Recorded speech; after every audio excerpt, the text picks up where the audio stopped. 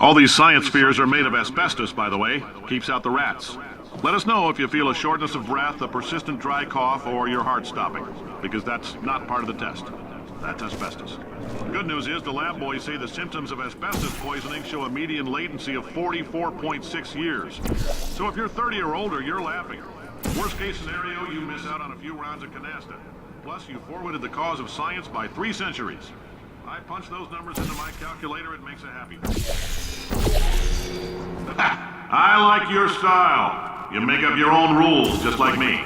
Bean Counter said I couldn't fire a man just for being in a wheelchair. Did it anyway. Ramps are expensive.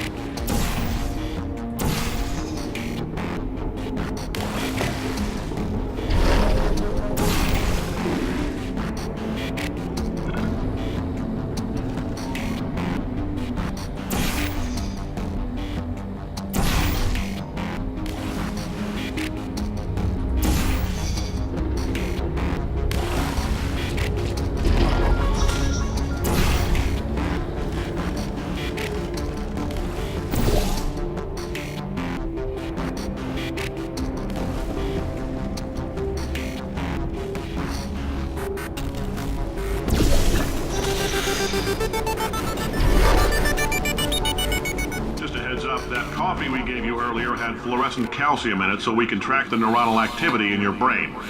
There's a slight chance the calcium could harden and vitrify your frontal lobe. Anyway, don't stress yourself thinking about it. I'm serious. Visualizing the scenario while under stress actually triggers the reaction.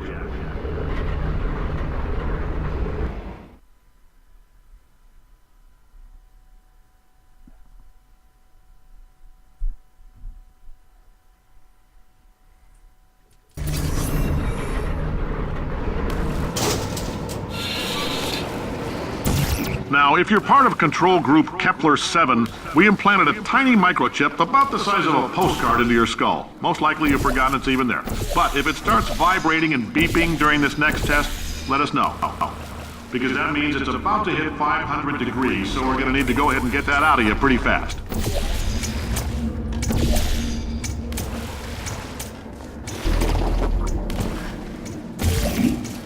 I'm telling, keep your pants on. All right, this next test may involve trace amounts of time travel. So, word of advice, if you meet yourself on the testing track, don't make eye contact. Lab boys tell me that'll wipe out time. Entirely. Forward and backward. So, do both of yourselves a favor and just let that handsome devil go about his business.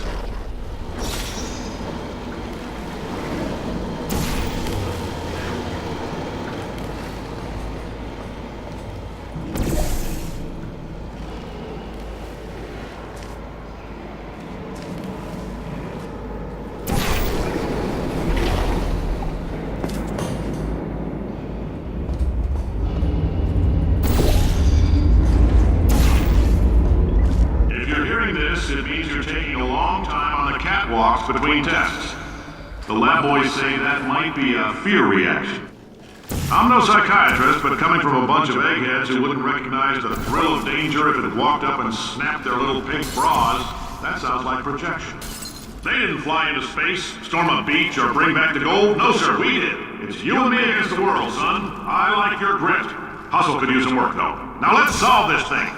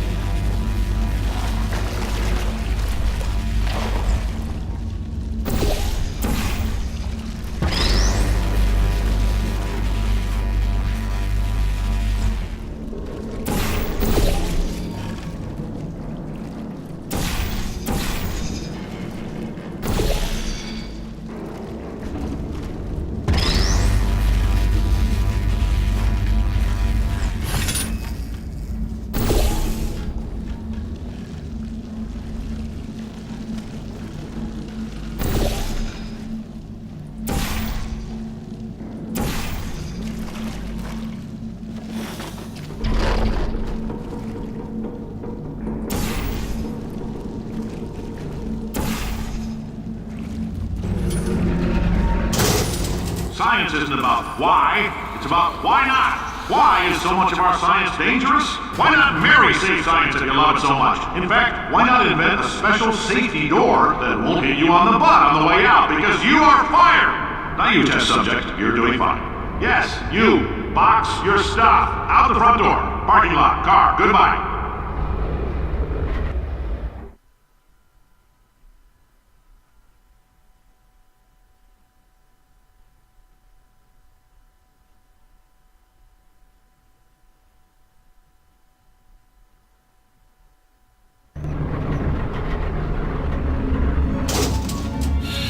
Congratulations! The simple fact that you're standing here listening to me means you've made a glorious contribution to science. As founder and CEO of Aperture Science, I thank you for your participation and hope we can count on you for another round of tests. We're not going to release this stuff into the wild until it's good and damn ready, so as long as you keep yourself in top physical form, there will always be a limo waiting for you. Say goodbye, Carolyn. Goodbye, Carolyn. She is a gem.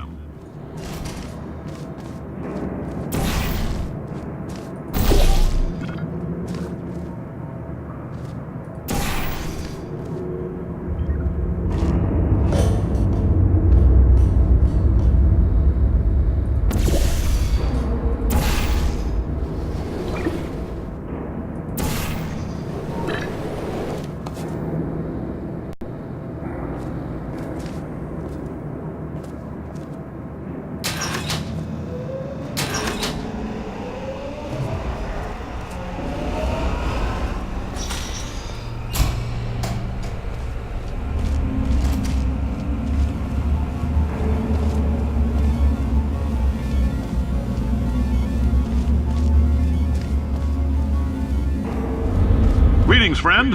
I'm Cave Johnson, CEO of Aperture Science. You might know us as a vital participant in the 1968 Senate hearings on missing astronauts. And you've most likely used one of the many products we invented, but that other people have somehow managed to steal from us. Black Mesa can eat my bankrupt... Sir, the testing? Right. Now you might be asking yourself, Cave, just how difficult are these tests? What was in that phone book of a contract I signed? Am I in danger? Let me answer those questions with a question. Who wants to make $60? Cash.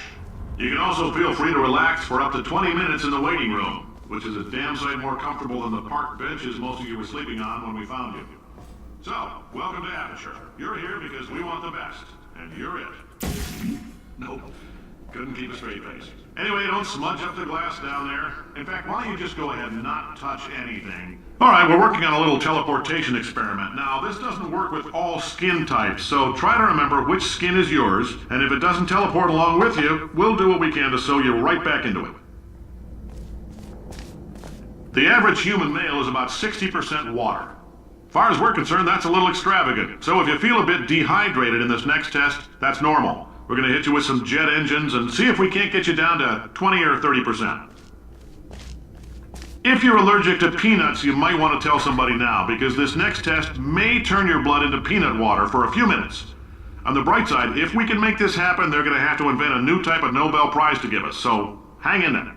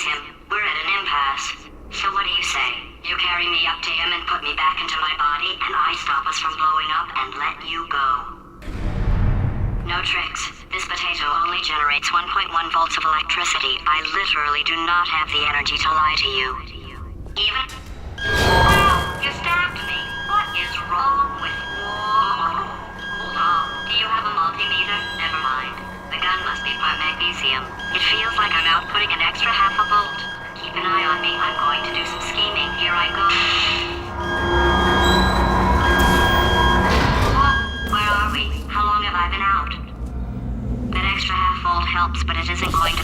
circles.